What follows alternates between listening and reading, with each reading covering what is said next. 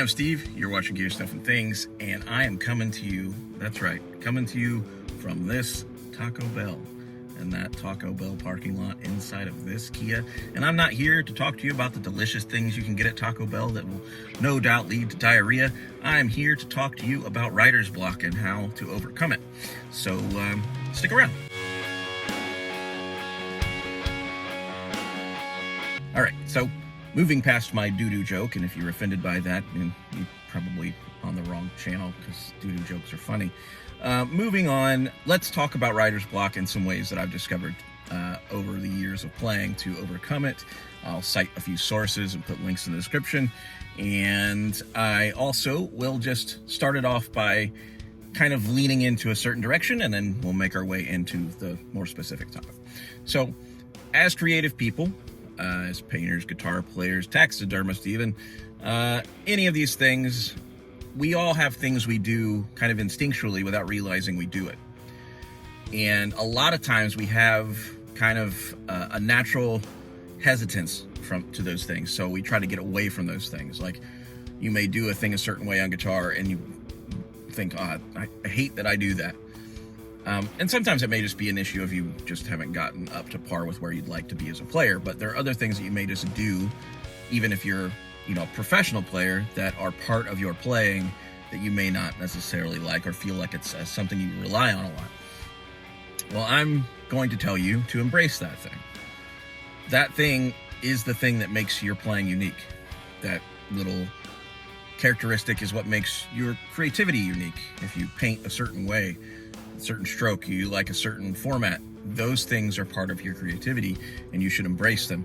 So for some examples, there's a guitar player named Ty Tabor. He is in the band King's X. I will put a link in the description to a record they did that primarily features baritones, so I can kind of keep things on theme. But Ty once said in an interview that I read that at a certain point in his playing, he started to embrace the things he didn't like about it. And not only embrace them, but make those little things more a part of his playing, thus creating his own voice within the instrument. The same thing could kind of be said for folks like Eddie Van Halen. Of course, there were a million guitar players before him, and there still are now. There's tons of people that are derivative of him, and all music is to some degree derivative. But his playing was unique in that he fully embraced certain things about his playing, and they became known as his thing. So now when you see someone doing tapping, or you see someone doing chords but playing single note runs within those chords a certain way, especially at high gain stuff, that stuff is almost clearly attributed to Eddie Van Halen. That's his voice, and it translates into other things. But that's what I'm trying to say, I guess, is if you have a thing like that, don't fight against it. If there's a certain way you bend notes or a certain way you run between notes or something that just feels normal to you. Bun, for instance, here on YouTube, the Bun, I'll put a link to him as well. He has a particular way that he plays chords and voicings and the ways he transitions between things that I think are uniquely his own. And he has fully embraced it as far as I can tell, because his material sounds like his material no matter what. He's managed to create a niche within his own creativity by embracing his own playing characteristics. So that's my first bit of advice. Find the thing that you do not necessarily like in your playing and then go for it. Start doing more of it. Make it a part of what you do. Moving from that, writer's block. So we all have that. We all get moments where we get stuck on things and we don't feel like we're putting out as much as we should be, or we're not happy with the stuff we're doing, or we're just not able to create at all. You just get stuck sometimes. That's normal. That's normal in life to feel like you're stuck occasionally. But there's always a way around it, and things will move forward. But you have to move with them, and you have to kind of help them along. So I'm going to tell you some ways that I've learned and cite a few sources that I pull from occasionally. I at least keep them in the back of my mind to push myself forward when I get stuck. So the most important thing is just set aside time to create. It doesn't matter if it's 10 minutes out of your day, an hour out of your day, or 2 or 3 days a week. You give yourself 1 hour. So Monday, Wednesday, Friday, you give yourself an hour. No matter what, you sit down and you tinker. Give yourself a regimen. Create some sort of schedule for yourself that enables you to create. And here's where the citing of sources comes in. There's this whole Malcolm Gladwell theory, which is this 10,000 hours thing, and then you're a professional if you create 10,000 hours. There's a lot of creative individuals that cite Malcolm Gladwell, which is how I found Malcolm Gladwell. And he has a book called The Outliers, and it's definitely something you should check out, and it also will kind of spur some wheels. And I've got a couple other sources I'm going to cite here, so I'll put links in the description as to where you can get those books and stuff. But the most important thing is that you just create. Make sure you set aside time to create. Guarantee yourself at least a certain amount of time to create. Make sure you do it. And what's going to happen is that repetition, just like any other form of practice, just like learning your instrument, getting better at it, you have to practice. Well, writing is a practice as well. So it should increase in quality over time. Your creativity should grow over time as you force this muscle memory in the writing process. So, do it all the time. Everything you do is not going to be great, except that the vast majority of what you create is not your A quality material. Understand that that doesn't mean the other material you create, whether you feel in your heart it's B material or F material, whatever you want to call it, it's useful too. And it may have a place in other material later, so it's always good to catalog things, but it's good to give yourself the understanding and acceptance of things are not going to be a banger from moment one. But the thing is when you repeat something and you keep doing it, especially with writing, somewhere in the midst of all of that stuff you may view as not the greatest, there's going to be the spark of something that is great and that you feel confident in. But that's not going to come unless you create the practice of repetition. So do as much as possible, create a practice regimen for writing. Make yourself sit down, make yourself write a riff. It doesn't have to be the best one. Also, if you have the instance in your brain that you hear a riff in your head, you got a phone, record it into your voice memo, try to recreate it later. That's always the thing. If you're someone who has recording software available to you kind of at home all the time, sit down and just record. Or have stuff at least set up enough that you can walk in and record an idea very quickly if you have it. But the most important thing is creating repetition, create a regiment of practice, and repeat that until something that sparks your interest enough to get to the next phase of things will eventually surface. There will be a diamond amidst your shit, and eventually that diamond will spark you to create something, and then you'll start over. You'll have another batch of finding your way, and then there'll be another diamond, and that's how you should treat it. That's just my opinion, but that is part of the Malcolm Gladwell theory and the 10,000 hours. Put in the time, eventually those things will come. There is also this whole, how do I say it in a kind way, and I have a reference here too.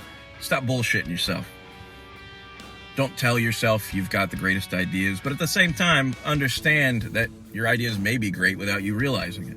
And though I see that is counterintuitive, just accept things and don't bullshit yourself. So if you're like, oh, I don't have time to sit down and practice. Okay, did you watch TV today? Well, if you did, you shouldn't have. You should have sat down and wrote instead. Did you talk to somebody through text? Did you play a video game? Yeah, cut that shit out. Sorry, like I love video games. I love dicking around on my phone and stuff. Remove that from your day-to-day regimen. Do it, remove it. If you want to create and you want your creativity to continue to flow, you have to remove distraction. Distraction is the worst thing. There's a book by Steven Pressfield called The War of Art, and I'll put a link to that in the description as well. The whole book focuses around something he calls resistance, but in the long and short of resistance is anything at all that stops you from creating. So if you want to create, but you want to watch something that came out on Netflix, and okay, well, fuck Netflix. Fuck Netflix. Fuck watching shit.